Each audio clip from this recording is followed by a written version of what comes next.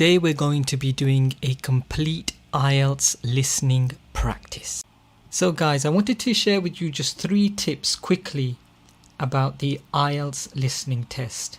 And as you follow this video, I want you to really get these 3 tips into your mind and make them the rule for when you study. So the first tip is, remember that this is a single listening practice. So practice listening to recordings only once. This mirrors the test environment where the recording is played just once. Remember, they will only play the listening once. So you need to get used to the idea of listening to something once, because it will enhance your ability to grasp information quickly and accurately.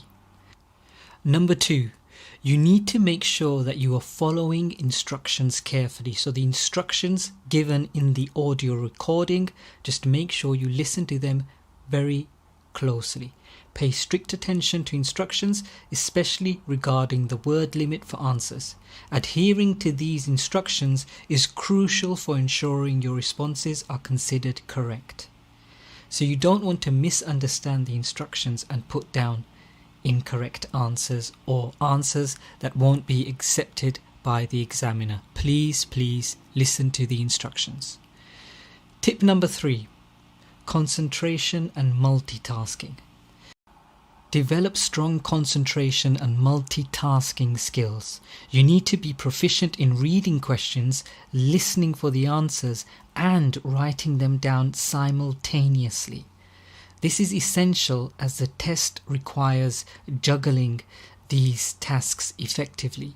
So remember, you're going to be listening to something, you're going to be taking notes, and of course you will be trying to figure out the answer.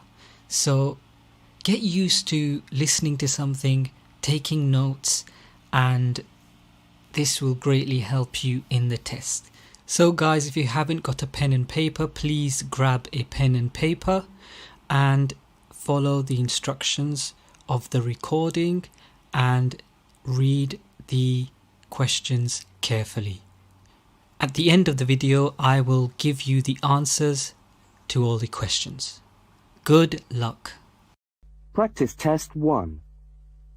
You will hear a number of different recordings and you will have to answer questions on what you hear. There will be time for you to read the instructions and questions, and you will have a chance to check your work. All the recordings will be played once only. The test is in 4 sections. Write all your answers in the listening question booklet. At the end of the test, you will be given 10 minutes to transfer your answers to an answer sheet. Now turn to section 1 of your question booklet.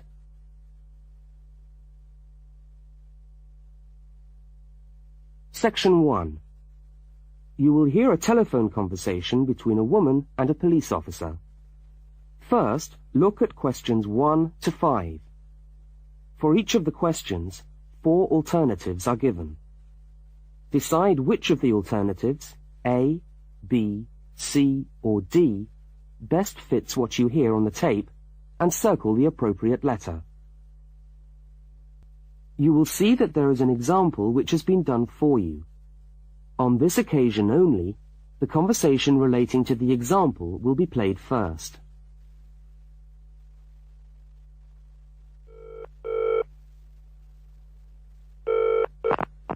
Good evening, City Police Station. Can I help you? Oh, hello. I'd like to report a stolen briefcase, please. Just a minute and I'll put you through.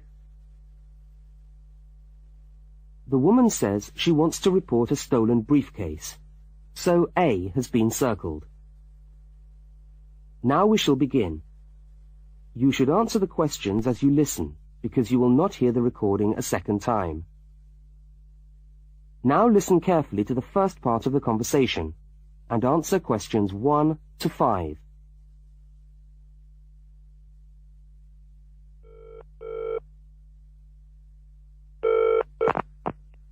Good evening, City Police Station. Can I help you?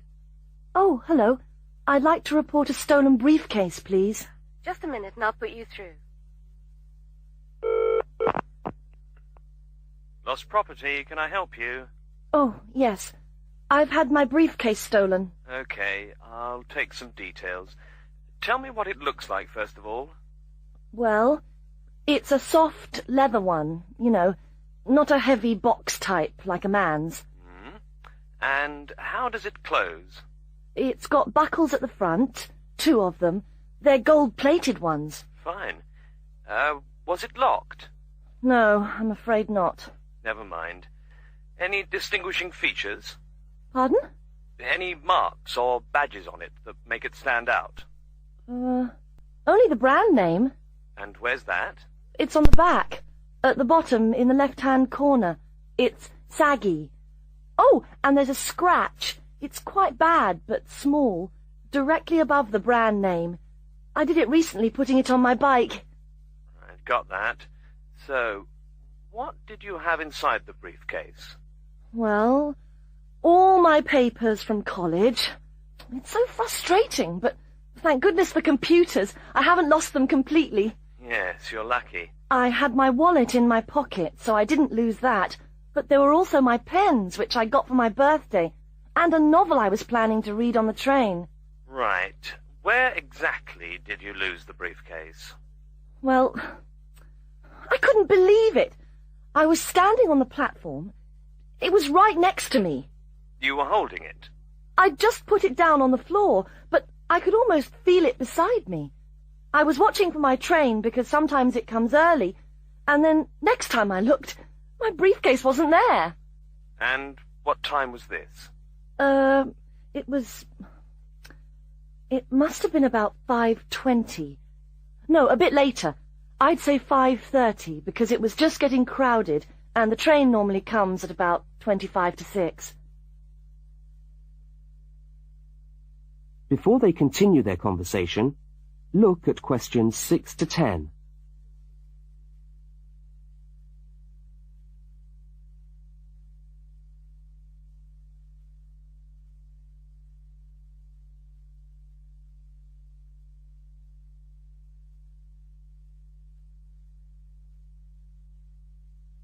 As you listen to the rest of the conversation, complete the form by filling in the numbered spaces 6 to 10.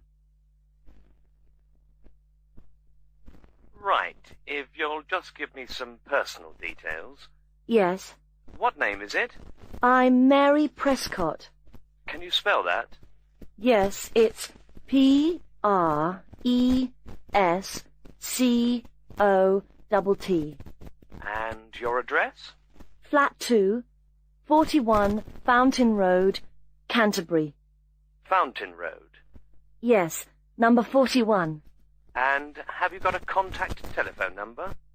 Yes, it's 752239. 752239. Fine. One last question.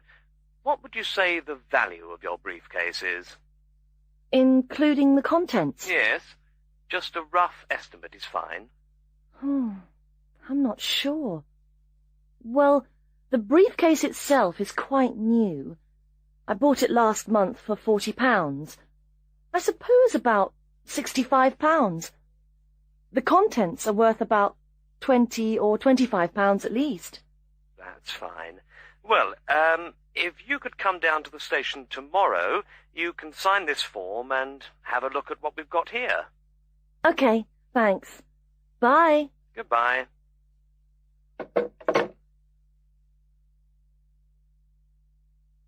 That is the end of section 1. You now have half a minute to check your answers.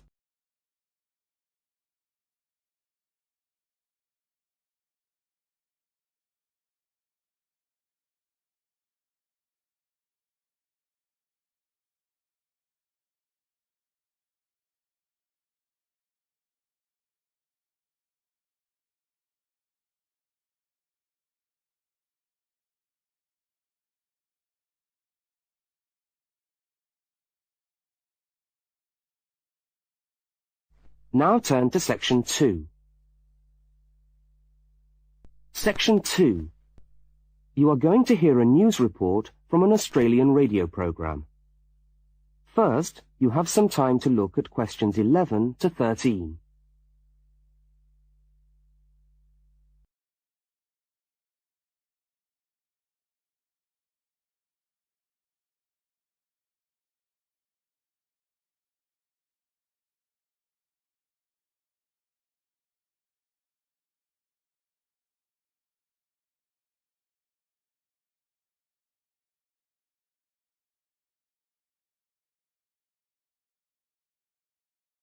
Now listen to the news headlines and tick the 3 other items which are mentioned.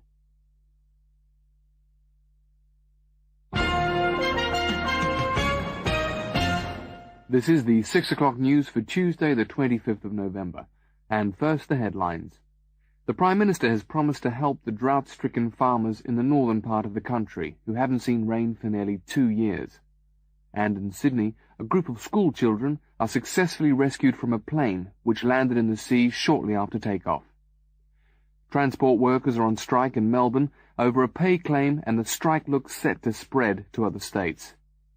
And on a fashionable note, there's to be a new look for the staff of Qantas, Australia's national airline.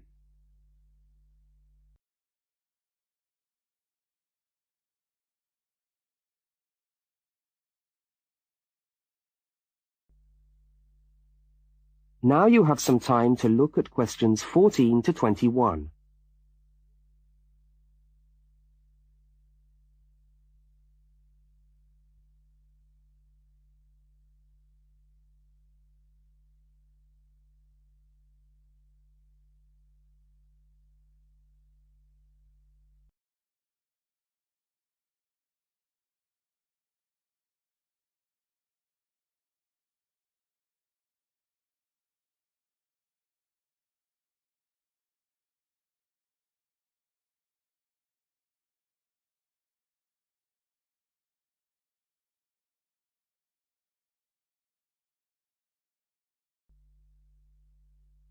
As you listen to the rest of the news, complete the notes in the spaces provided. The Prime Minister has pledged today that he will make $250 million available to help the drought-stricken farmers who have not seen rain for years get through the next 5 years. Money that was to have been spent on the restructuring of Sydney's road system has been reallocated to what the Prime Minister described as a more worthy cause. Farmers are to receive financial assistance to help see them through the worst drought in over 50 years. Many farmers feel that while the money is welcome, it has come too late to save them and their farms from financial ruin, and are angry that the government did not act sooner. A group of school children who were travelling in a privately chartered aeroplane from Sydney to Queensland to take part in a musical concert found themselves swimming for the shore when their aeroplane had to land in the sea just 3 minutes after taking off from Sydney Airport. The pilot managed to bring the aircraft and its 50 passengers down safely in the calm waters of Botany Bay, where boats and pleasure craft were able to come to the rescue of the boys. The fact that it was a weekend meant that there were hundreds of boats in the bay enjoying the good weather, and this undoubtedly helped the rescue operation. "We owe our lives to the skill of the pilot," said one of the boys, but the pilot replied modestly that it was all part of a day's work. However, all their musical instruments were lost, and they never got to play at the concert. That is the end of section 2. You now have half a minute to check your answers.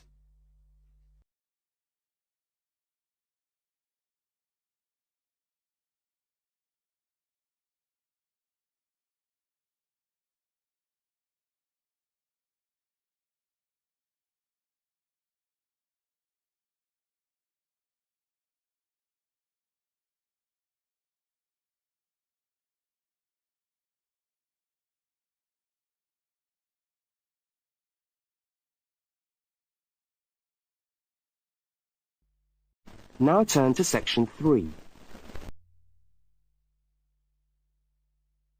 Section 3. In this section, you will hear a conversation between a university student and a university lecturer. Look at questions 22 to 25. For each of the questions, 4 alternatives are given. Decide which of the alternatives best fits what you hear on the tape, and circle the appropriate letter.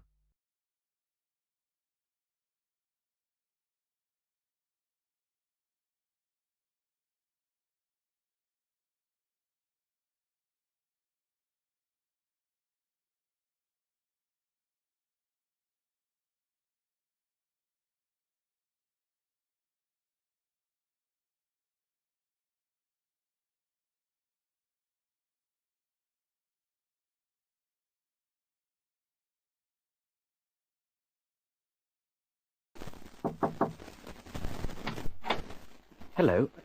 Can I come in? Oh, yes, come in. How can I help you? I was looking for the economics office. I've been all over the arts faculty building looking for it, but I could only find the School of Accounting and Economic History. Is this the right place? Yes, this is the School of Economics. Oh, good. I'm a new student, and I was wondering if someone could give me some information. Well, I might be able to help. I lecture on that program. What do you need to know? Well, quite a few things, actually. Firstly, how many lectures a week do I have to attend? Well, the Economics 1 course is a double unit, so there are 2 lectures a week and 1 tutorial. Oh. The lectures are scheduled for Tuesday and Thursday. What time? Let me see. You know, this information is all in the handout, which you should have received yesterday at the orientation meeting. Oh, was there a meeting yesterday? I didn't know about that. No one mentioned... Yes, there was. But never mind. Now, lectures are at 4 in the afternoon. Ooh, 4's a bit late. I've got a part-time job that starts at 4:30. Well, you can't be in 2 places at once, can you? And attendance at lectures is necessary. We expect at least 90% attendance at this university, you know. 90%? That's high. Do they enforce that rule? Yes, we do. We're pretty strict about it, actually. And what times have been set down for the tutorials? Do you have that information? That's a very well-attended course, so there's a number of tutorial times. Monday, Wednesday, and Friday, all at 9 o'clock. Yours will be allocated at the first lecture. Can't I choose the time? Maybe, maybe not. You'll have to talk to the lecturer on the course. Dr. Roberts is his name. Oh, okay. Now look at questions 26 to 31.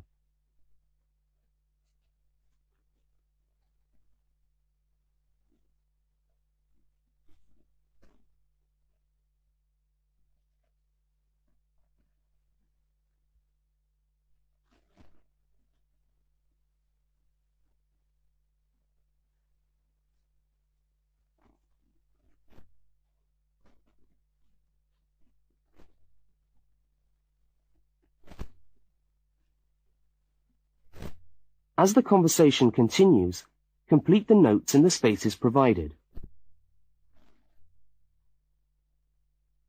Anything else I can help you with while you're here? Well, yes, actually. Do you know what the course requirements are? I mean, how much work is expected for this course? Well, you have to complete a tutorial paper. What does that involve? Well, it's a piece of work on a given topic based on some set reading texts. You'll have to give a small talk to your tutorial group. How long does that have to be? Oh, about 25 minutes usually. I have to talk for 25 minutes? Yes, that's right. And then you have to write up your piece of work and give it to the lecturer to be marked. Right. And is that all? No. You also have to complete a 3,000-word essay on a topic. Can I choose the topic? Yes, usually you can. Right. That shouldn't be too bad. And in addition to that, there is an exam. An exam? What sort of exam? Well, it's an open book exam. Does that mean I can have the textbook with me during the exam? Yes, that's right. And can you give me any idea about the content of the first year of economics, so that I can get into some reading? Well, you'll be getting the reading list next week when lectures start. All the books are in the library. Yes, but won't everyone else take them out as soon as they get the reading list too? Well, yes, they might. But most of the important ones are held in closed reserve. That's a part of the library where you can go to read books, but you can't take them out of the building. What did you call that section of the library? Closed reserve. However, we do recommend that you buy the core books. You'll find them useful and you'll need them for the exam. Yes, I suppose I will. But what is the focus of the course? Well, the course at this university has a vocational focus. That is, a focus on preparing its graduates for work, so we're orientated very much towards employment. Oh, so my chances of getting a job are good? Well, provided you get good results. Well, look, thanks for your time. You've been really helpful. That's fine. See you next week, then.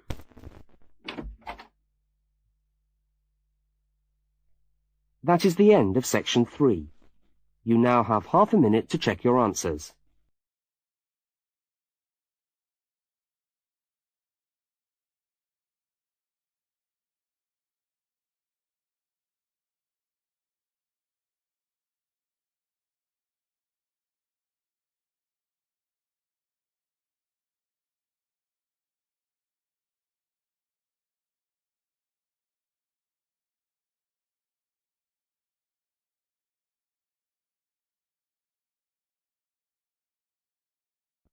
Now turn to section 4.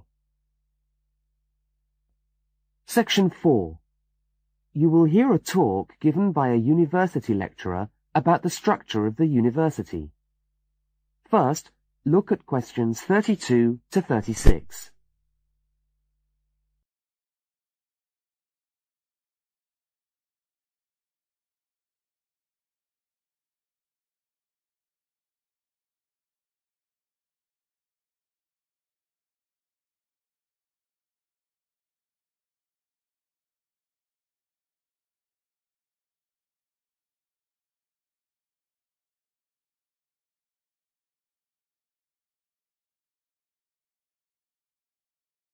Now listen and answer questions 32 to 36.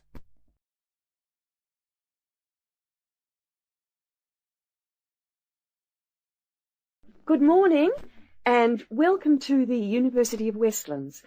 My name is Marcia Mayhew and I'm the coordinator of the Bachelor of Social Science degree. This morning I'd like to tell you about the structure of the university and about some of the requirements of the degree that you're about to enter. The Bachelor of Social Science is in one faculty within the university. That is the faculty where I work, known as Arts and Social Sciences. Here on this campus we also have the faculties of Architecture, Law and Science and Technology, among others. It's important to know something about the structure of the faculty because as you go through your course, you may need to call on members of the staff to help you. At the top of the faculty, we have a dean, and below the dean, we have 3 divisions. Each division has a divisional head, and your degree is located in the Division of Social Sciences. Within each of the divisions, there are the departments, and each of these offers the different degrees. For instance, 2 of the departments which offer the major subjects for your award are sociology and psychology. Each has a departmental head, but for practical purposes, the people you are going to see the most of are myself as coordinator of the social sciences degree and the actual lecturers who are teaching the subjects that you are taking. For instance, in the first semester, you'll be doing 4 subjects: psychology, sociology, history, and economics. If you have any problems or difficulties, not that I'm anticipating you will, but you never know, then you should go and see your lecturers. For instance, you may find that you can't meet a deadline for an essay, or perhaps you're having problems with attendance. These seem to be the 2 most common problems that students face. Now look at questions 37 to 41.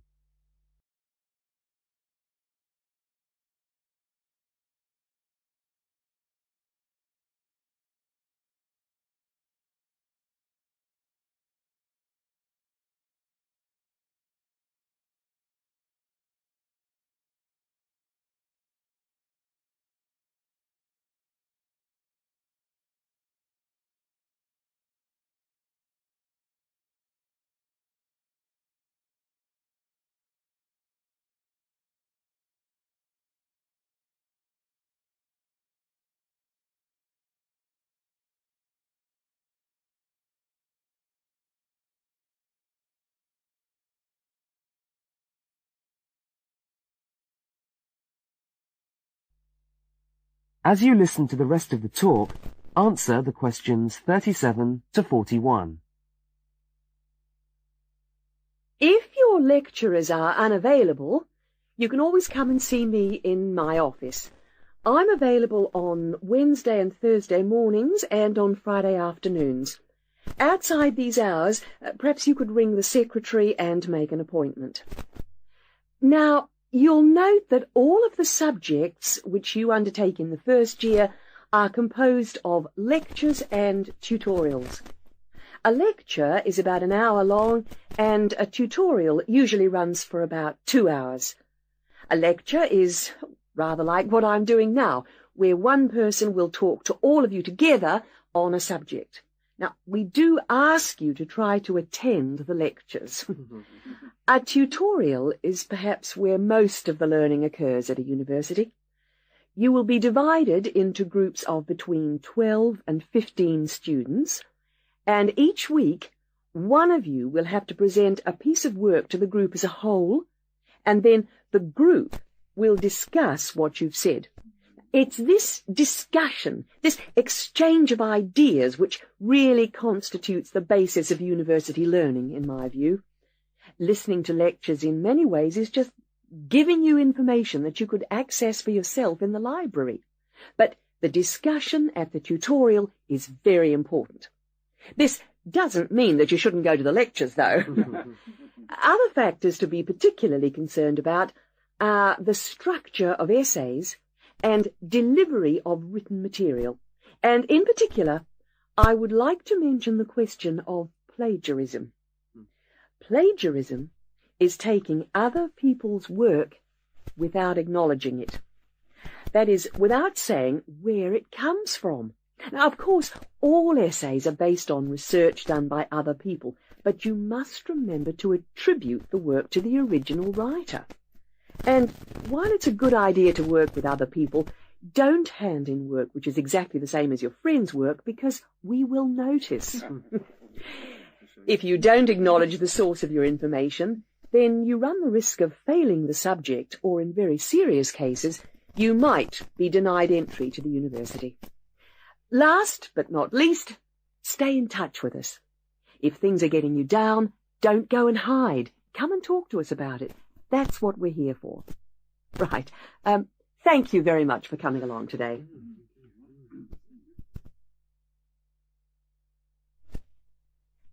That is the end of section 4. You now have half a minute to check your answers.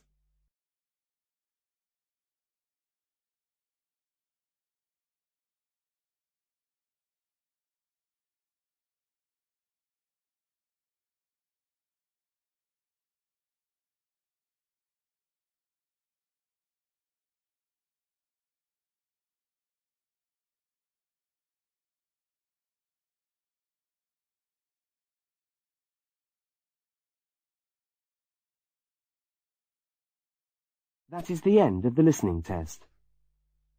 You now have 10 minutes to transfer your answers to the listening answer sheet.